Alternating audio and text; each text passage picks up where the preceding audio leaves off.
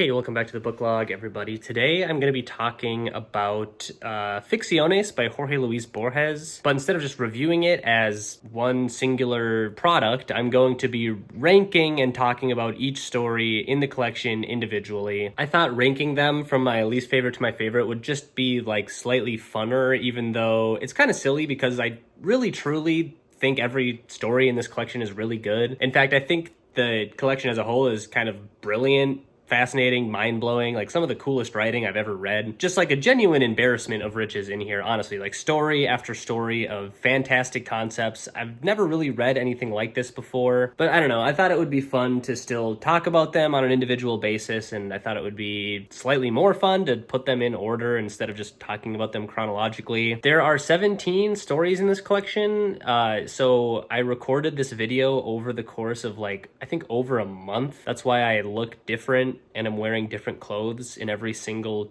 segment because I just recorded them all on different days basically, which turned out to be a bit of a logistical problem because I don't really have any transitions in between them or anything. They're just kind of layered next to each other, so I don't know if this is going to work that well, but that's how I did it anyway. So yeah, that's all I really got to say about that. We'll just get to the ranking now. So again, I like every story here. I don't think there's any bad stories. There just has to be something in last place. In this case, last place belongs to the story The End, which is not the last story in the collection. It's the third to last story in the collection. It's called The End because it functions as an epilogue to an already existing Argentinian epic poem called Martin Fierro. I think the reason the story is in last place for me is just that it requires a bit of additional context that I do not have. Unfortunately, I did not read the poem for the sake of better understanding the story because it's a very long poem and I'm lazy. So I can only discuss this story in terms of how it works as a standalone piece.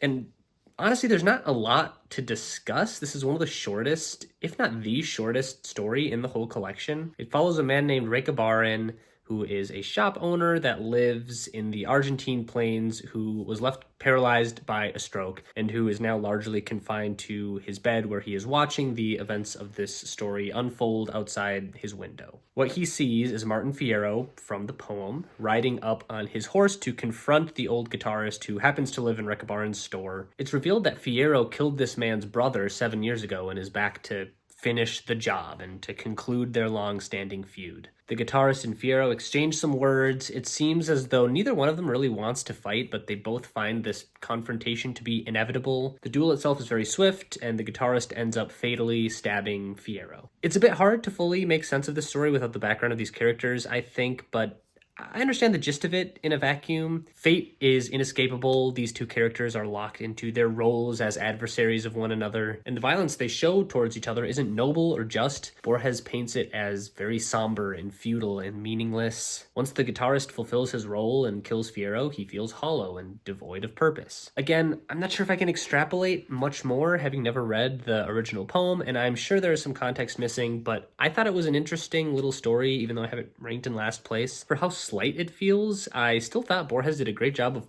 painting the scene. I can easily picture the vast rural expanse of the Argentine plains, the beautiful menagerie of colors it displays, and I thought that it was a cool backdrop for an otherwise pretty bleak story. I also enjoy the concept of Borges writing an epilogue to someone else's work. It's just another example of him experimenting from another metafictional angle, which he is wont to do. He just never seems to run out of ideas. Next up at number 16, we have The Form of the Sword. This is probably one of the more straightforward stories in the collection, as far as this collection can be straightforward at all, but still very strange and interesting and pretty dark. The story is narrated by Borges himself, which he does a few times throughout this collection. And this time he is recounting a story of a time when he was traveling through Brazil and was forced to stop for the night due to an impending storm. Well, stopped for the night, he meets this enigmatic man referred to as the Englishman of La Colorada, who's got a crescent-shaped scar on his face. He and Borges get a bit drunk that night, and Borges inquires as to the origin of the man's scar. The rest of the pretty short story is this man telling his tale of how he got the scar. He was a soldier in the military during the Irish War of Independence. He's actually an Irishman. His nickname, the Englishman, is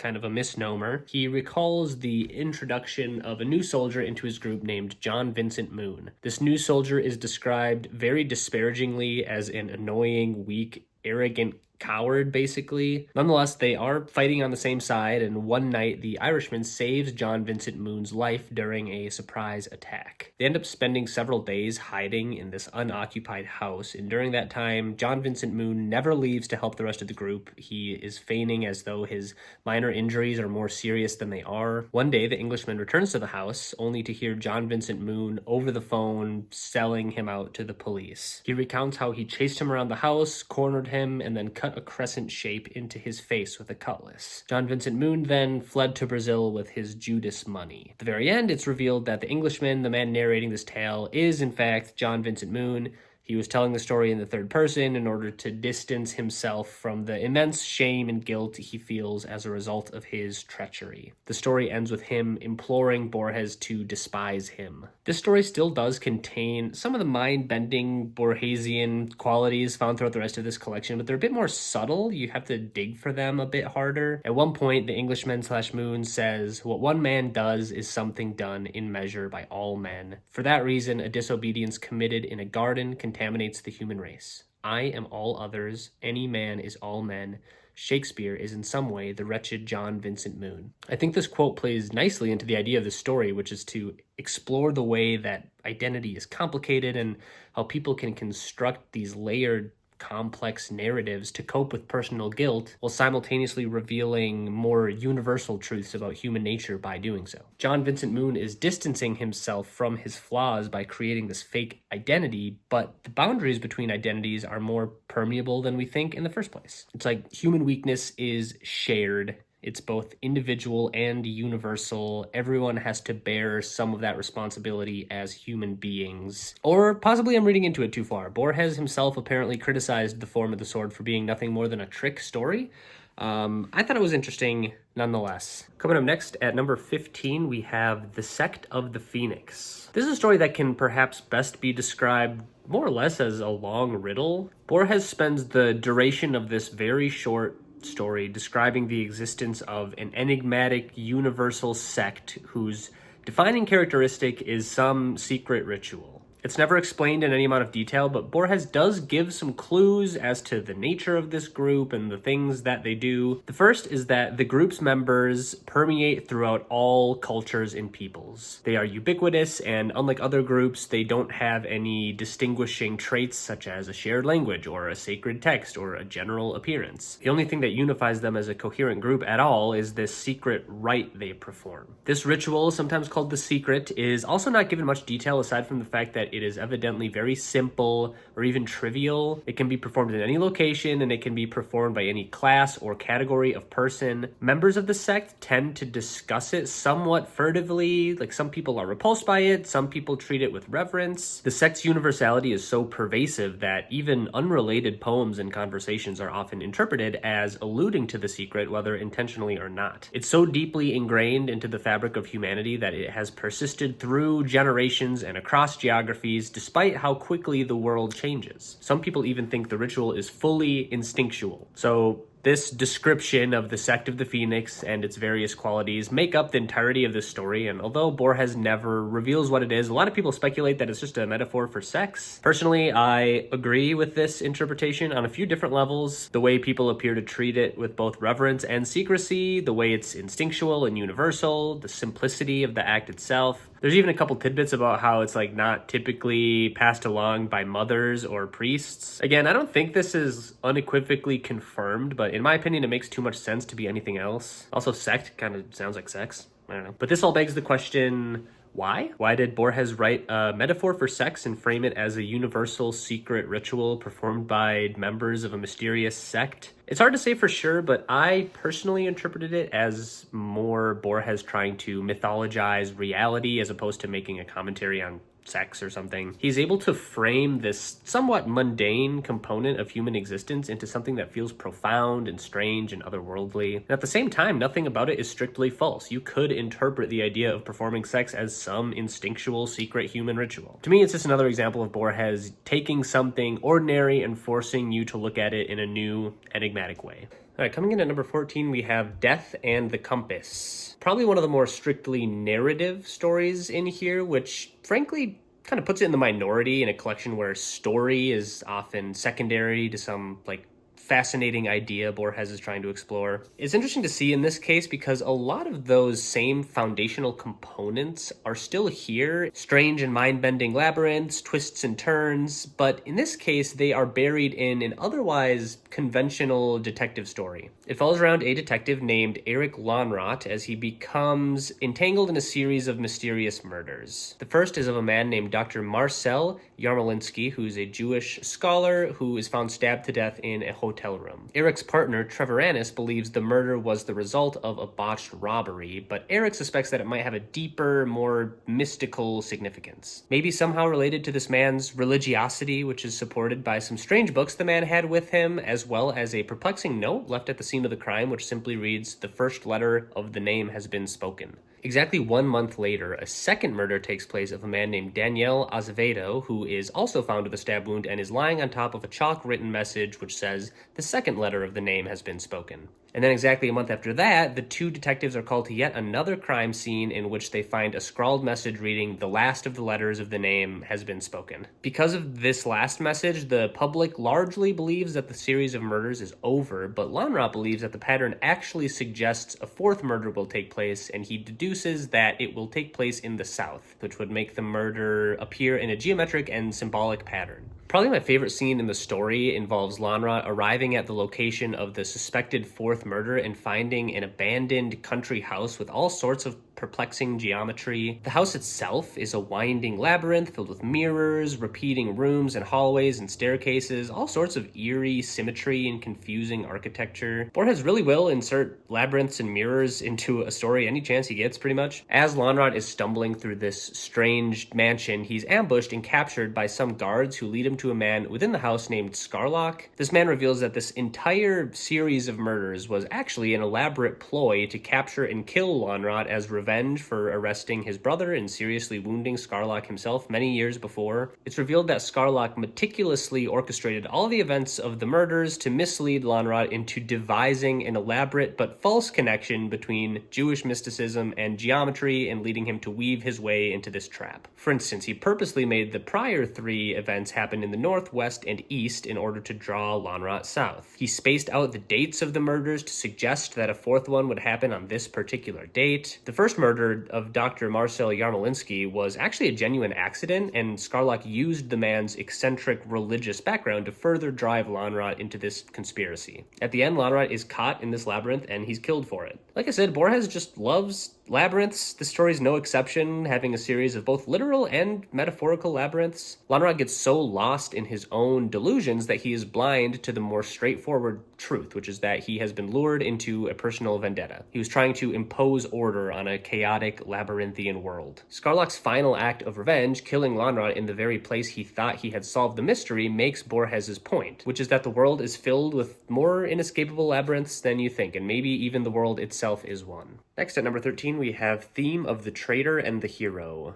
Another story here on the more quaint side of the collection. It's very short, very concise. Borges himself refers to it as an argument in the first paragraph, which I think is fitting. The formula is tried and true at this point, but once again, we have what essentially amounts to a story idea that Borges is going to describe for us as opposed to actually writing the story himself. In this case, it's a narrative about a man named Ryan who is attempting to write a biography of his great-grandfather Fergus Kilpatrick, who happens to be an assassinated Irish war hero. In this story, anyway, Borges explains that really this idea could work with any oppressed, war-torn country. While researching for this book, Ryan discovers several strange parallels between the events of the assassination of his great-grandfather and the assassination of Julius Caesar, as well as some parallels to Shakespeare's Macbeth. He learns that his great-grandfather was actually a traitor to the Irish rebellion and was condemned to death for it. In order to protect his legacy and keep the Irish people galvanized towards revolution, Kilpatrick's comrade James Nolan devises a plan to mask Kilpatrick's execution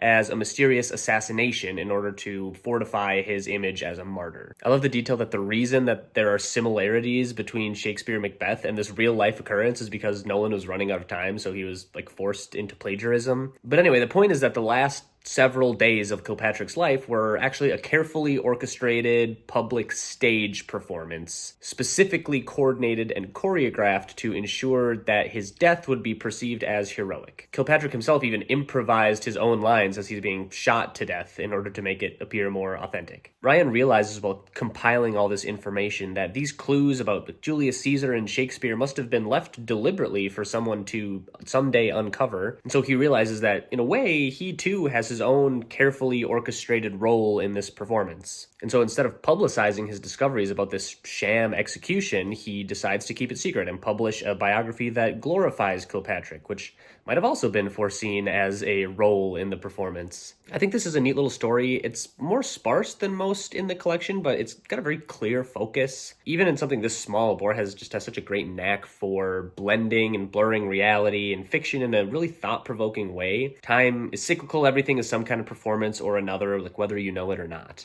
Coming in at number 12, I have an examination of the work of Herbert Quain. The title of the story is not misleading in any way. Like we have already witnessed a number of times, we have yet another analysis of a fictional author's fictional bibliography. In this case, it is deceased Irish author Herbert Quain, and the story briefly summarizes and explains 4 of his most notable works. Even by this collection's standards, this story is quite short, but Borges still manages to find some fascinating ways to play with the idea of storytelling and narrative structure. The first of these fictional works is called The God of the Labyrinth, and it was apparently not very successful, both because it was overshadowed by a different novel that was released around the same time, but also because it was poorly executed and overly elaborate. The story is a pretty conventional, like Agatha Christie-esque murder mystery with a solution revealed at the end, until an epilogue reveals that the solution is actually wrong. So this prompts the reader to try and find the real solution, thus making them smarter than the detective in the novel or something along those lines. The second story is called April March, and it is referred to as a regressive novel, and is actually more of a puzzle game than a book. The structure is quite complicated, but it starts with some event happening in the first chapter, followed by 3 more chapters, each recounting a different possible eve of the first chapter. Each of those 3 eves has their own corresponding 3 different possible eves to the original eve. So in this way, the book is actually 9 different books depending on which permutation and order of events you decide to read. Different combinations of chapters apparently have completely different atmospheres and tones and messages, and some work better than others. Quain suggests that you could expand this concept to an infinite scheme with infinite stories. It's confusing to describe here, but luckily the story basically contains a literal flowchart diagram of how the whole thing operates. There's also a footnote which encourages the reader to imagine a reality where time is inverted in such a way that you remember the future and know nothing of the past. The third story that he talks about is called The Secret Mirror, which is a 2-act comedy. The first act is a pretty standard narrative with a love story, some fighting, some drama, etc. But in the second act, it transitions into the strange meta-narrative where all the characters are still in the story, but appear with different names doing different things. One of the characters in the second act was apparently by the author of the first act, very reminiscent to me of Cervantes' role in Don Quixote, which, as we already know, Borges seems to be a fan of. And lastly, there's a story collection titled Statements. Each of the 8 stories begins with a promising plot idea, but Quain intentionally leaves them unfulfilled. Some even have 2 separate premises, which leads the readers to believe that they have personally invented one of them. Borges then confesses that he got his idea for his own story, The Circular Ruins, from one of these stories. Interesting little piece in here. Don't have a whole lot more to say about it than that. So coming in at number 11, we have the last story in the collection, The South. I think this is an interesting choice for the last story in the collection. Unlike a lot of other stories here, it's not this complex, mind-bending, labyrinthian, metafictional book review. Compared to those, this story almost feels conventional. But even in a more familiar form, I still found this story to be incredibly beautiful and moving and profound in its own way. In fact, I'd say that this story, almost more than any other, really displays the depth and variety of Borges' writing. It follows a man named Juan Dahlmann, who, while being half German, identifies identifies much stronger with the Argentinian half of his heritage, specifically to the south of the country where his family's ranch is located, even though he himself has never visited. One day he gets a minor head injury, which leads to a severe infection, causing him to be hospitalized for multiple weeks. When he's released, he decides to finally make the journey south to recover the family ranch. Borges spends a lot of time in this story describing and romanticizing the Argentinian countryside as Tlön takes a train through its beautiful and vast, picturesque landscape. The train has to stop early at an unfamiliar location, and Tlön decides to walk to a general store where some trouble ensues. A few locals start to provoke him by shooting spitballs at him, and eventually it escalates to someone challenging him to a knife fight. At this point, an old gaucho dressed in a kerchief and a thick poncho and a long chiripa and colt boots, a perfect embodiment of the South, which Tlön so reveres, throws him a dagger as if this fight was somehow destined. Tlön accepts the challenge, grabs the dagger, and walks outside to begin the duel. And the ending is left ambiguous. We don't know who wins the fight, but Tlön has kind of accepted his fate either way. The idea of dying in this way fills him with a sense of dignity and pride rather than fear. The story is pretty simple, but I found it to be really beautiful. Again, I think Borges has a real life reverence for the south of Argentina, and it's a place with which he feels a very strong cultural identity. I love how he contrasts his ideal romantic conception of this area with its harsher, more dangerous reality, and how he kind of forces Tlön to have to reconcile myth with experience. He also plays with the idea of free will in a cool way. Like, Tlön gets caught up in this romanticized version of the South to the extent that it possibly gets him killed, and it's written in a way that makes it feel both self-determined but also inevitable. Tlön is pulled inexorably into his final confrontation, but he embraces it of his own volition. So overall, while the story is much different from the rest of the collection, I do appreciate it as a conclusion. It tackles a lot of familiar themes of reality and free will and identity and ambiguity, but it does it from a much more intimate perspective. I can see Borges the person come through heavily in the story, and I think it works extremely well.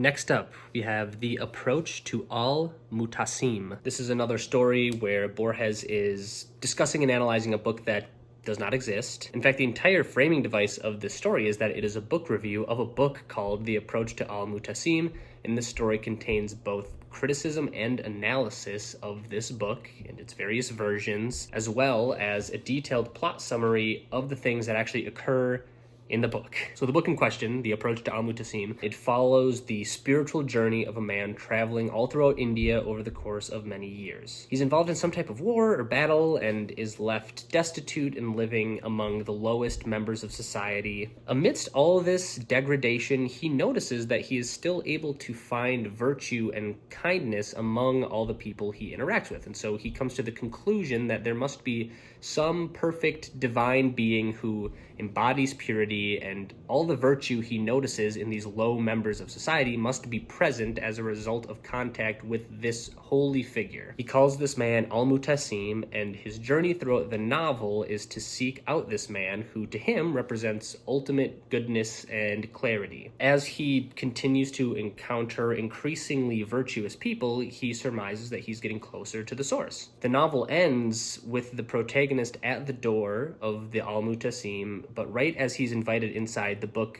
ends. Neither the man himself nor their interactions are ever described. It's kind of hard to wrap your head around this story because Borges spends a lot of time criticizing this novel that he invented, despite the novel's themes also being the themes of the story, if that makes sense. As far as I interpreted it, the central theme of this novel is supposed to be this idea that the quest for absolute truth is absurd. The path to enlightenment is elusive and unknowable, and the ambiguous ending of the novel is structured specifically to assert this idea. But then, pretty much immediately, Borges criticizes this book for leaning too heavy into allegory and making Al-Mutasim abstract to a point where anyone can just graft their own personal ideas of God or mysticism onto him. He talks about how he prefers the previous, more rare edition of the novel in which Al-Mutasim is portrayed in a more individualized way. Borges asserts that a better representation of these themes is the idea that God is also in search of its God, who is also in search of its God, and so on and so forth. The search for meaning is never ending, and it goes all the way down. The story actually ends on a footnote about an ancient Sufi poem called Mantiq ut Tayir. or the Conference of the Birds, in which a large group of birds are trying to find their king, the Simurg, which translates to 30 birds. After a variety of trials and tribulations, 30 birds remain, and when they reach their destination, they all come to realize that they themselves were the collective embodiment of the king that they sought. Like Borges' idea of God searching for God, the birds represent this concept of oneness. Searching for the divine leads to the realization that the divine is inherent within the seeker. The seeker and the sought are no different. It's another pretty mind-boggling story.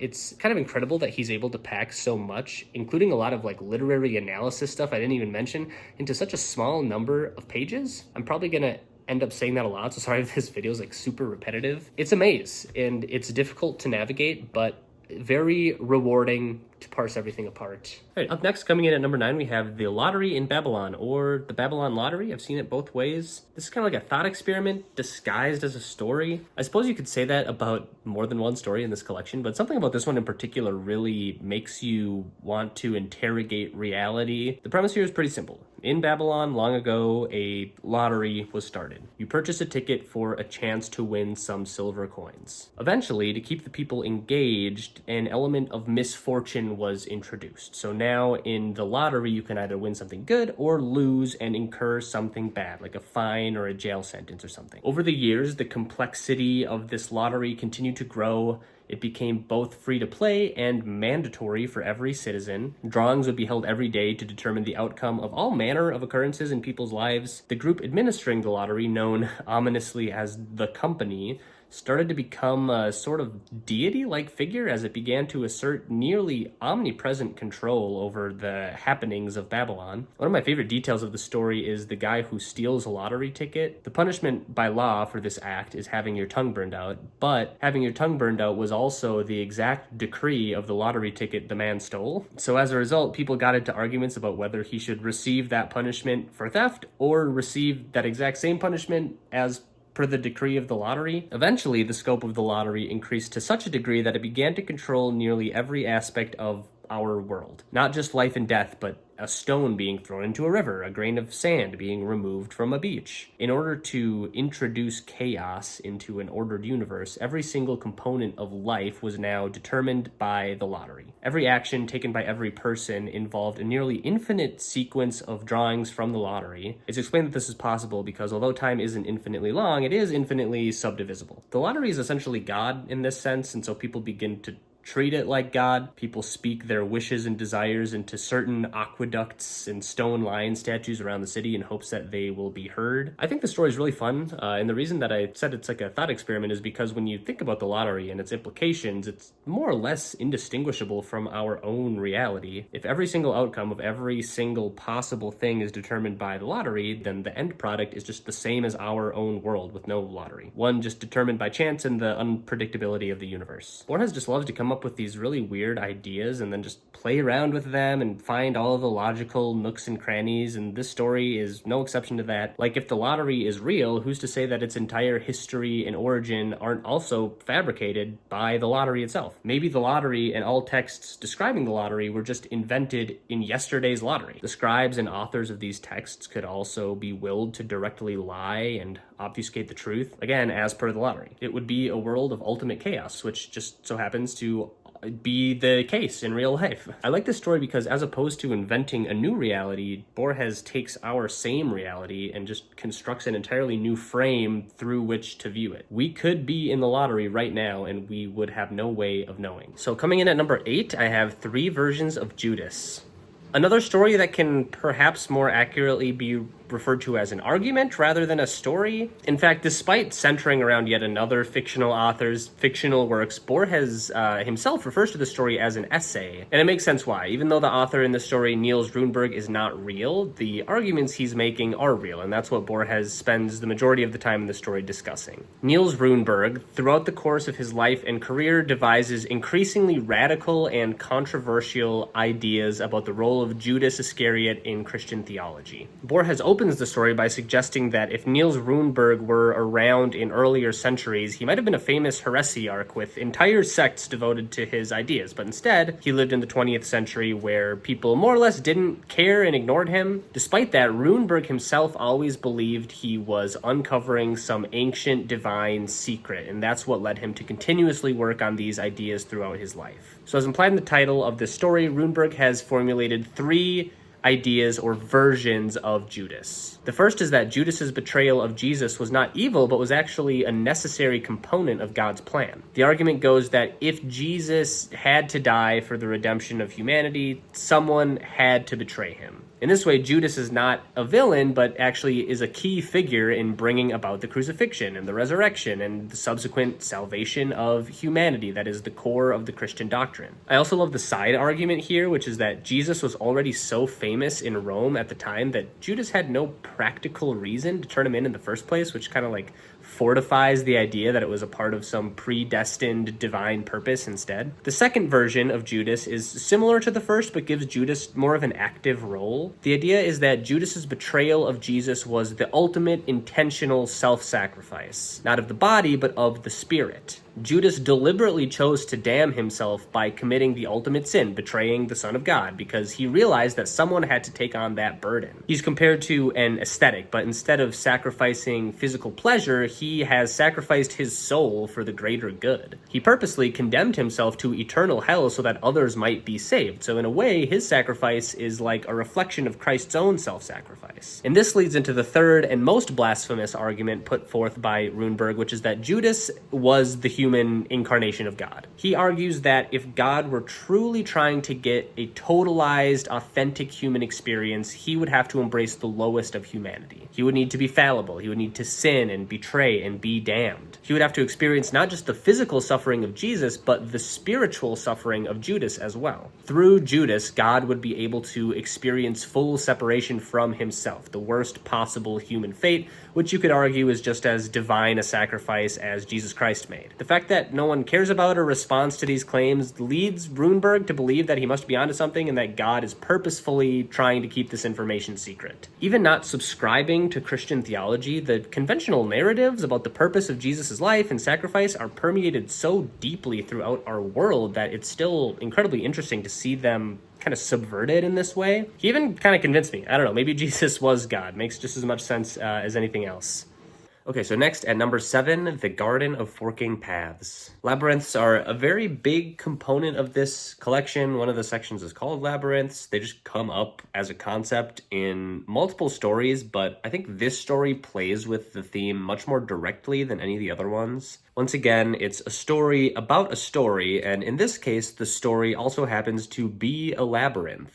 I'll explain that in a moment, but first I wanted to lay some groundwork because, as usual, this story has a very interesting framing device. Narratively, it's almost like a spy thriller. You have this man named Dr. Yu Sun, who is a Chinese-born spy working for the Imperial German Army, but living in the United Kingdom during World War I. The story opens with Yu Sun, who believes he's about to be captured, trying to figure out a way to relay information about where an important British artillery park is to his superiors back in Germany. His plan involves taking a train to a rural British village to meet a man named Stephen Albert. Coincidentally, Stephen Albert is a sinologist and has spent a lot of time studying the work of Sui Pen, an old Chinese governor, scholar, poet, calligrapher, author, and man who just so happens to be one of Yu Sun's direct ancestors. The two men meet up, they discuss Sui Pen and his unfulfilled plans of both writing a novel and constructing a labyrinth. For years, his unfinished novel was seemingly incomplete and incoherent until Stephen Albert reveals his discovery that the novel and the labyrinth are actually one in the same. Rather than writing a story in which time functions linearly, Sui Pen writes a story in which every outcome of every occurrence is explored, hence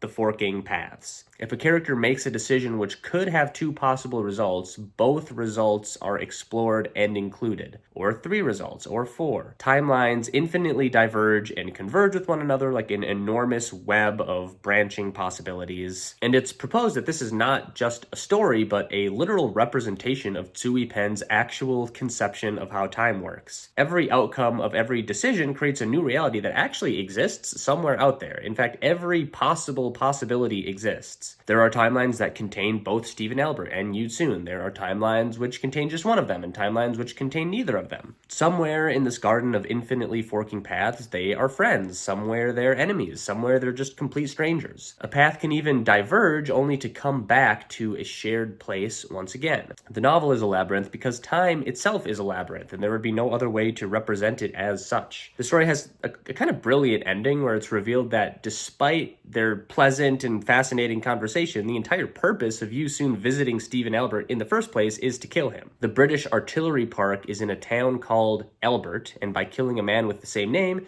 Yu-Sun is able to covertly communicate that information to the German chief. And I love that because it kind of plays into the themes and the concepts of the labyrinth. Borges remains neutral on the debate between determinism and free will in this story. Like, decisions still have to be made in the present moment, but if all outcomes will eventually be realized, then every possibility is in some way predetermined. Instead, he demonstrates how that doesn't matter. Every action and decision reverberates through the time labyrinth, through the garden of forking paths, and that reverberation is infinite. Every action is significant in its infinite impact, but also meaningless when stacked against the infinite labyrinth itself. Very cool. Moving along to number 6, we have The Secret Miracle. I'm kind of beating a dead horse at this point, but I continued to find it interesting how Borges so frequently uses the idea of writing and fiction to explore these mystifying concepts he somehow endlessly comes up with. When Borges writes about writing, in a meta sense, it's like the extra degree of alienation from the story lets him play around in 2 different dimensions instead of 1 or something. I don't know exactly, but it's just fascinating to see. This story is about a man named Jaromir Hladic. He's a Jewish writer who was arrested and condemned to death in Nazi-occupied Prague during World War II. The entire first part of this story is just Hladic being reasonably anxious about his impending execution. I thought Borges portrayed his anxious thought loops in a very realistic way, how he would agonize over all the possible details of his death, only to think that those details won't happen as a result of his having thought them, but then further thinking that maybe he's actually prophesying them instead. Just thought it felt really genuine, like my mind would probably operate the same way in this circumstance. As the date of his execution comes closer, he begins to reflect on his career as a writer. He thinks that it's mostly underwhelming, save for one unfinished work of his called The Enemies, which is described pretty vaguely, but it is a play that involves a guy who delusionally believes he is a different guy in the play, and then this is slowly revealed to the audience through a series of cyclically repeating scenes and motifs. Sounds very much like a story Borges himself would write, to be honest. Hladic regrets that he won't be able to finish this play, so he prays to God to extend his life by 1 year just so he can complete it before he dies. The next day, Hladic is led out into the courtyard where he is to be executed by firing squad, but seconds before the shots are fired, time itself freezes. Hladic is still conscious and can still think, but everything and everyone else around him is completely frozen. He realizes that in a roundabout, monkey's paw sort of way, his prayer has been answered, and this is the extra time God has allotted to him to finish his play. This is his secret miracle. At first, he's horrified by this concept, but eventually he comes to accept it and spends an entire year completely frozen inside his head,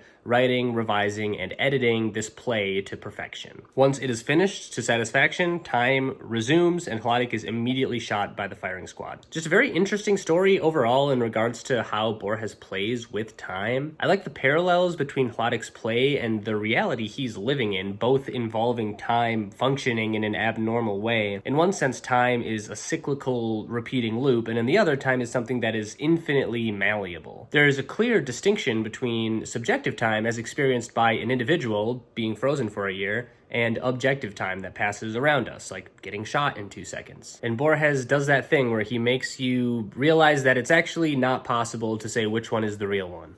Check it out.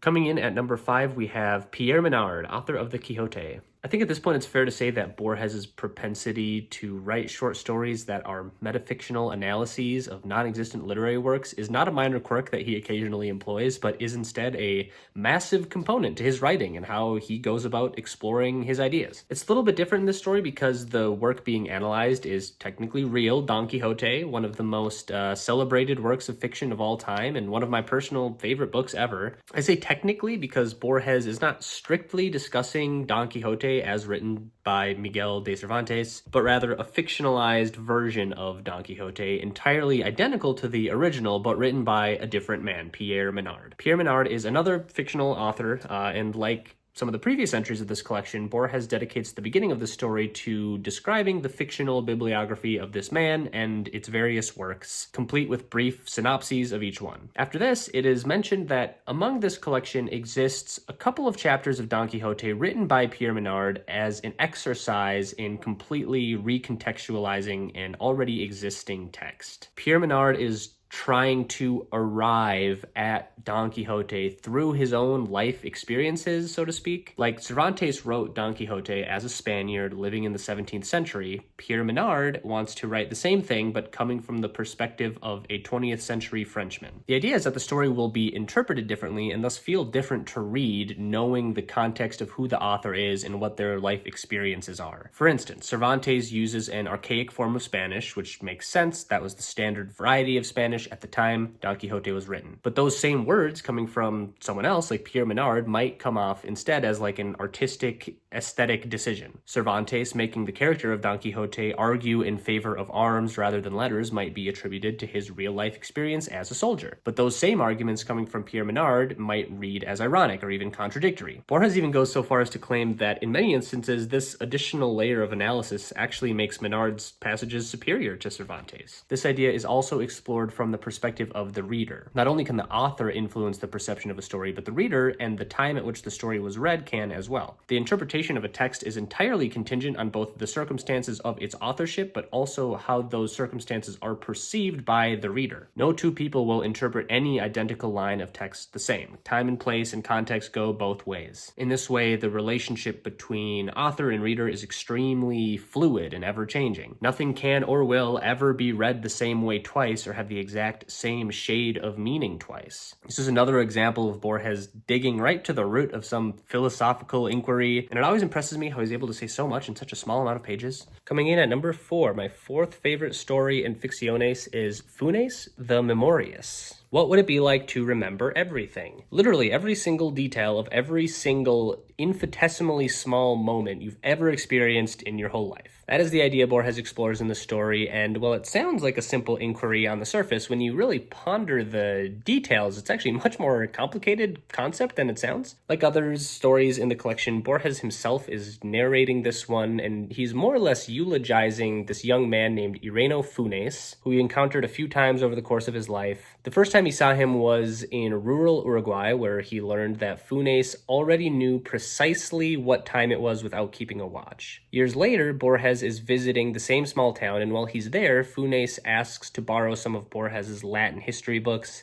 as well as a dictionary, because he's not fluent in Latin. Borges kind of finds it a bit presumptuous that this guy thinks he'll be able to fully digest these dense Latin texts using only a dictionary, but he obliges anyway. He goes on to visit Funes' house a couple days later to collect the books he lent, and there he has an incredibly interesting conversation with him, which constitutes the majority of the rest of the story. It turns out that Funes is mostly paralyzed from a horseback riding incident, but ever since then he has a perfect memory. He goes on to describe exactly what that entails and all of the fascinating implications of such an ability. One, he has perfect sensory memory, so everything he has ever seen, felt, heard, etc. is perfectly preserved in his brain forever. He remembers every leaf on every tree he's ever seen, and furthermore, he remembers every leaf on every tree at every individual moment that he was looking at it, as well as how he was feeling during those moments. He remembers every single star in the sky. His dreams are more vivid than most people's waking realities. He remembers every instance of him remembering something and every instance of remembering that remembering. For fun, he invents an entirely new system of numeration where each number has its own individual name, as opposed to numbers logically being divided into like ones, tens, hundreds, etc. And kind of the point of the story is that his brain is filled with such replete detailed that it's actually a pretty severe hindrance to him and his quality of life. He has trouble generalizing and abstracting things, which makes it difficult for him to have a regular perception of reality or regular thoughts. His world is described as intolerably detailed. He can't understand why a dog in profile at 3:14 p.m. should be referred to in the same way as the same dog head on at 3:15 p.m. He can barely sleep because to sleep is to be abstracted from the world. I love how Borges takes this concept, this ability that appears to be almost ultimately powerful, and frames it as a complete debilitation to this character. Borges is careful to mention that he himself does not have perfect memory, so the relaying of this story could be flawed. In fact, even using the word remember to describe this conversation feels far too extreme compared to the type of remembering that Funes does. Once again, I just thought this was a phenomenally unique story and kind of an interestingly dark undertone. Definitely one of the ones that I kind of continue to think about the most after having read it. Coming in at number 3, my third favorite story in Ficciones is The Circular Ruins. The story is just wonderfully strange and haunting and beautiful and weird. It's one of the more conventional stories in the collection, which is just to say that it's not like framed as a metafictional book review inside a book review, but that's not to say it's an ordinary story. Borges is still playing with concepts and philosophies in a really fascinating way, but this time it's more narratively structured. There's this unnamed man, sometimes referred to as the Wizard, who wanders into an ancient, abandoned, ruined temple that seems to have burned down a long time ago, and his goal is simple. He wants to dream a man into existence. After some trial and error, he eventually settles on the very painstaking process of dreaming this man piece by piece over the course of many nights. He begins by dreaming the heart, then the surrounding organs, eventually the rest of the body, and through this process he becomes emotionally attached to the person he is creating. He thinks of him like a son. One night he prays to the forgotten deity who still resides in the temple, known as Fire, and Fire promises to bring the wizard's creation into reality, but on the condition that his memory be wiped and that he, nor anyone else besides Fire and the Wizard, remember his origin as a dreamed being. So that's what happens. The Wizard dreams his son into being, and once that's completed, the Wizard then sends his son off to another temple somewhere in the forest. Sometime down the line, the Wizard hears rumors of his son walking through Fire unharmed, but no one is suspicious. No one is still aware of his dreamed origin. The Wizard lives out the rest of his days in kind of a wistful state. He misses his son. He feels directionless, as though his life's purpose has already been fulfilled. And one day there's a forest fire around the temple. The Wizard kind of resigns to his fate, prepares to die, but when he's engulfed in flame, he feels no pain. He makes the connection to his son and realizes that he too must be a dreamed being, brought into reality by some other being. This, of course, encourages you to take the logic further. Maybe that being is also a dreamed creation of another being who is also a dreamed creation,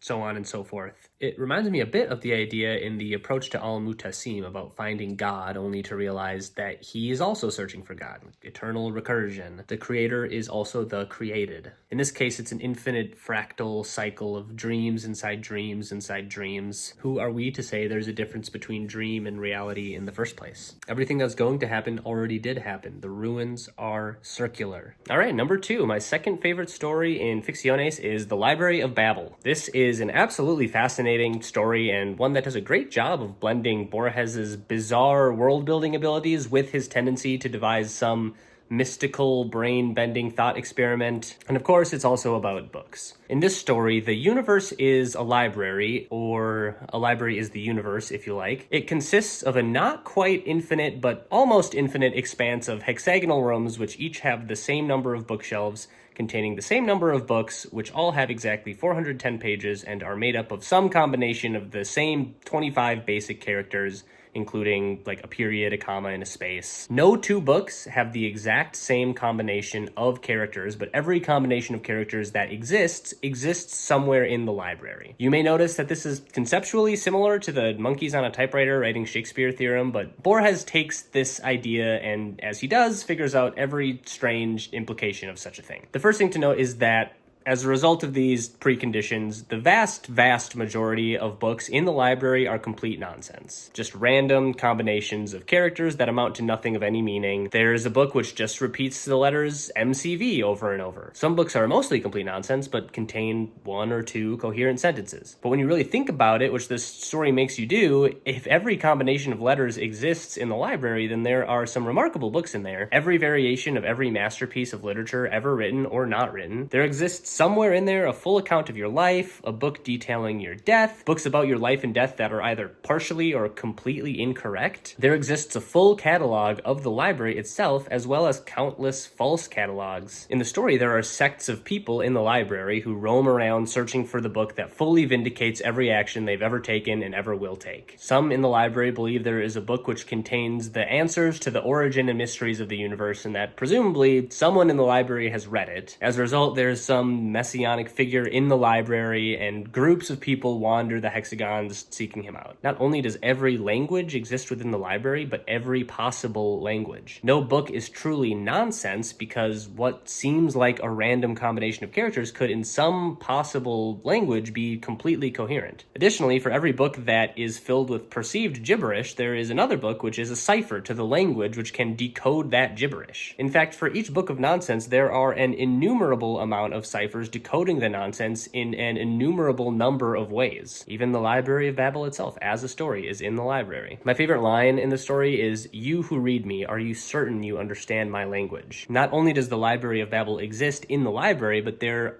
also exist multiple ciphers which translate the same combination of words and characters but in a completely different language with completely different meanings. Anything can mean anything else depending on the language, and it all exists within the library. I just had a great time with the story. I just love the imagery of the weird eternal hexagonal library rooms, but I also love the logical rabbit holes he goes down. He's able to take a concept that seems rather simple at first, but methodically show you all of its insane implications. I think this is something that he does phenomenally well in general, but this story specifically, he just really nails it. And that leads us to my number one favorite story in the collection, which is also the first story in the collection, Tlön, Uqbar, Orbis, Tertius. This is probably one of the most insane pieces of fiction I think I've ever read. I went through quite the ringer attempting to fully grasp this story. I have read it a few times now. Each time I feel like I understand it a little better. It's tough because I don't know a lot about philosophy, which almost seems kind of like a prerequisite to fully understanding the story. The first time I read it, it was almost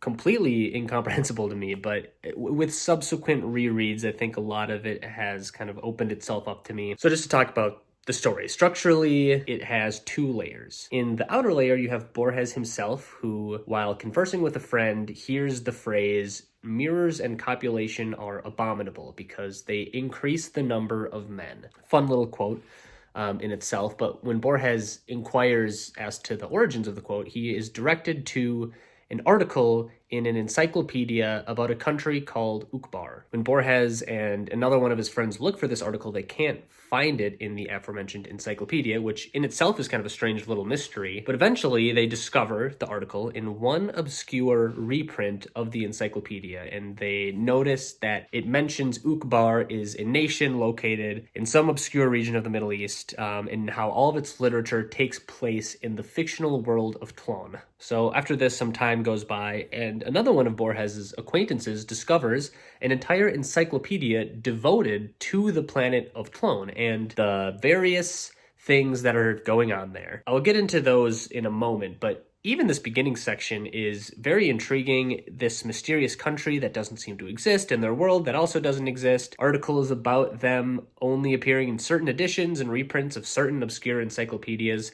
It's just all very whimsical and mysterious and strange, and from here it gets even stranger to an impossible degree. The majority of the rest of the story is actually just a large excerpt from the encyclopedia itself, detailing the philosophy, the language, the history, the science, and just all-around day-to-day reality of the world of Tlön. The people of this world perceive reality through the philosophy of subjective idealism, which is basically the idea that all of reality is a product of one's mind in one's consciousness, as opposed to our materialist worldview, which states that we live in a physical space that exists separately from our mind or our consciousness. For the people of Tlön, subjective idealism is fully real, and Borges goes on to describe the many mind-boggling ways in which such a reality would function. Language, for instance, is fundamentally different. They don't see the world as a collection of objects in space, but rather a collection of mental processes. As a result, their languages don't really have nouns like we do, since the very concept of objects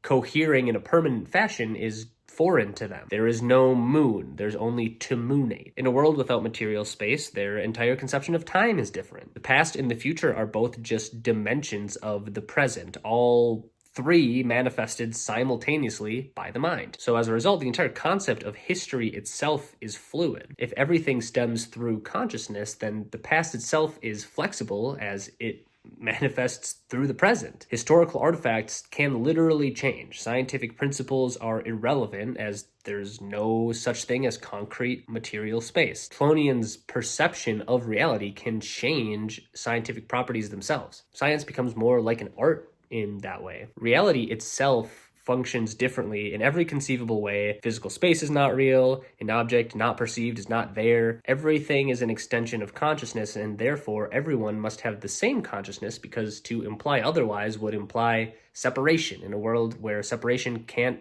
possibly exist. Borges even goes so far as to create a paradox within the framework of subjective idealism. How the idea of lost coins being found separately on separate days goes against the idea of idealism because it implies the coins' continued existence in between moments of them being perceived. He then goes on to create refutations to this invented paradox, also within the idealistic frame, about how to say that is just as crazy as saying there's only one coin in existence. Because if their only similarity is that they were found in the same location in physical space, which does not exist, then you could claim that any two coins with any shared characteristic is in fact just one coin. The end of the story is interesting as well. It's kind of an epistolary story, with the middle section being an excerpt from this encyclopedia and the beginning and end sections being an outside frame with the characters reacting to and discussing the book itself. It goes on to describe this powerful secret society called Orbis Tertius that invented the world of Tlön, and then about how once the text got out, these philosophies started to invade and disintegrate our own world. Tlönians' perception of reality began to take over, which caused objects from Tlön to come into existence, and how as these ideas spread, the very foundations of our world are crumbling. I just thought it was an incredible feat of world building.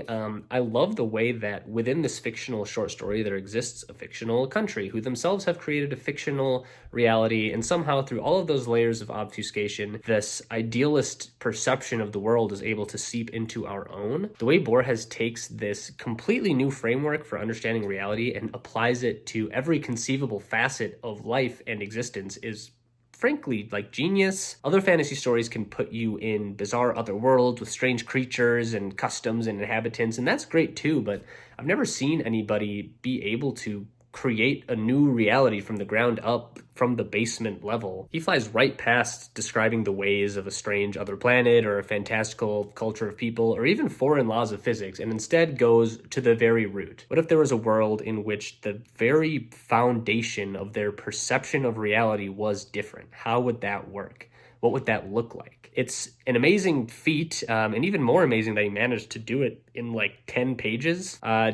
Incredible, just incredible.